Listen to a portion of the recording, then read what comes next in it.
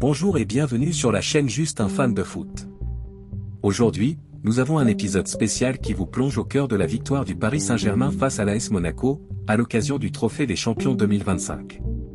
Un match intense, un premier trophée en poche pour les Parisiens, et des records époustouflants pour certains joueurs. Alors installez-vous confortablement, et surtout, n'oubliez pas d'aimer cette vidéo, de vous abonner à la chaîne et de partager vos impressions en commentaire. C'est parti. Le Paris Saint-Germain a commencé l'année 2025 en beauté avec une victoire 1-0 contre l'AS Monaco, remportant ainsi son 13e trophée des champions. Cette rencontre s'est déroulée au stade 974 de Doha, un cadre spectaculaire avec la skyline de la capitale qatarienne en toile de fond. Revenons ensemble sur les moments forts de cette rencontre et ce qu'elle signifie pour le club de la capitale. Dès le coup d'envoi, les Parisiens montrent leur détermination. Luis Enrique aligne un 11 solide avec Donnarumma dans les cages, une défense type, et un milieu composé de Neves, Vitinha et Warren Zaïre-Emery. Devant, le trio doué, Ly et Dembélé promettait d'animer l'attaque. Et c'est exactement ce qu'ils ont fait. La première alerte vient d'un coup franc de Kang-in Lee dès la 3e minute.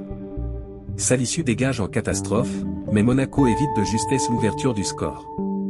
Peu après, Désiré Doué frappe fort, mais son tir s'écrase sur la barre transversale, laissant le portier monégasque totalement impuissant. Malgré des tentatives répétées, notamment celle de Dembélé aux 20e et 22e minutes, le gardien monégasque Keun réalise des arrêts décisifs. Neves, de son côté, manque de peu le cadre sur une tête suite à un coup franc bien enroulé de Ly. En fin de première mi-temps, Donnarumma montre aussi pourquoi il est indispensable en s'interposant face à Akliouche. Les deux équipes rentrent au vestiaire sur un score nul et vierge, mais avec un PSG dominant.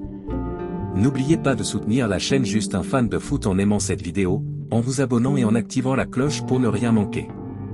Vos commentaires sur cette rencontre sont les bienvenus. Continuons l'analyse. Au retour des vestiaires, Monaco revient avec de nouvelles intentions. Minamino et Akliouche inquiètent la défense parisienne, mais Donnarumma répond présent, notamment sur une frappe puissante de Ben Seguir.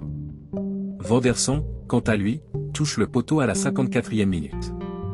Ce temps fort monégasque marque une brève inversion de tendance. Mais le PSG reprend vite les commandes. L'entrée en jeu de Barcola dynamite le côté gauche et donne un second souffle à l'équipe. À la 74e minute, Hakimi manque de peu d'ouvrir le score sur un centre en retrait de Doué. Les Parisiens poussent jusqu'aux toutes dernières minutes. Et c'est à la 92e que tout bascule. Oublié par la défense adverse, Ousmane Dembélé inscrit le but libérateur. Son 9e de la saison permet au PSG de soulever son premier trophée en 2025. Quelle manière de démarrer l'année! Un mot sur les performances individuelles. Ce match marque le 100e match de Nuno Mendes sous les couleurs parisiennes. Depuis son arrivée en 2021, le latéral portugais a remporté 6 trophées avec le club, inscrit 4 buts et délivré 11 passes décisives. Quelle régularité pour un joueur encore si jeune! Et que dire de Marquinhos, le capitaine éternel? Avec 31 trophées, il devient le joueur le plus titré de l'histoire du PSG et du football français, surpassant Marco Verratti. Un palmarès époustouflant qui témoigne de sa longévité et de son impact dans l'équipe.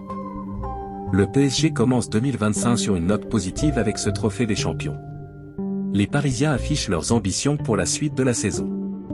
Leur solidité et leur force collective seront des atouts majeurs pour conquérir d'autres titres.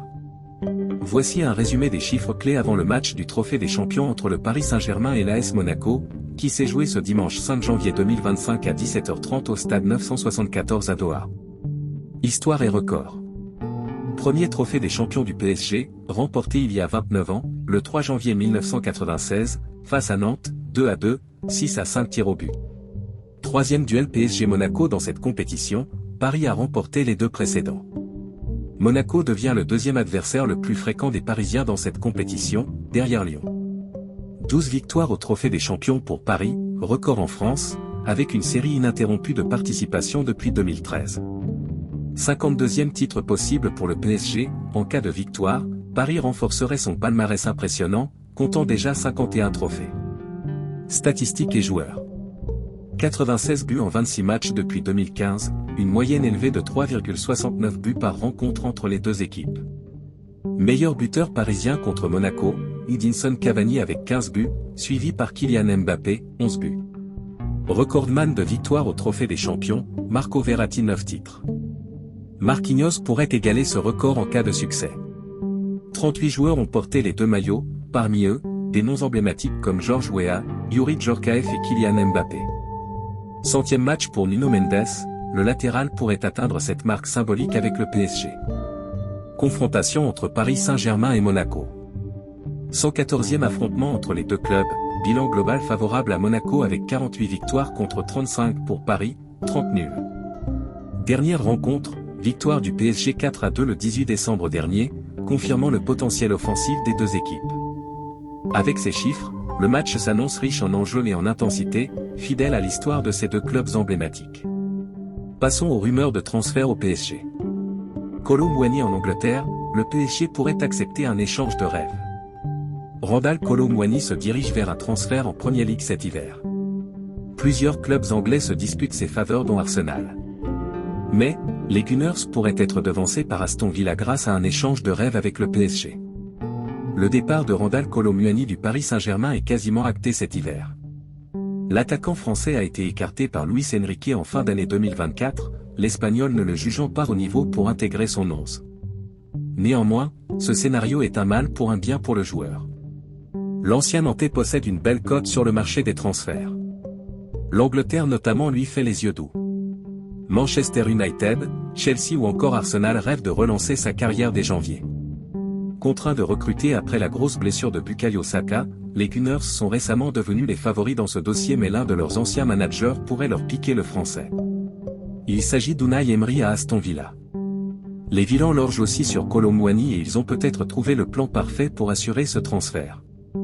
Selon le site Football Insider, le club basé à Birmingham pourrait proposer un échange audacieux mais séduisant au PSG. Aston Villa céderait son attaquant colombien Jean Durand, 12 buts cette saison toutes compétitions confondues, contre l'international français du club parisien et une petite somme d'argent en supplément. Récupérer un jeune élément de 21 ans aussi prometteur que Durand serait inespéré pour le PSG vu que le joueur penserait à partir. Le Colombien est dans le viseur des Parisiens et de tous les meilleurs clubs d'Europe avec ses belles performances en Ligue des Champions cette saison.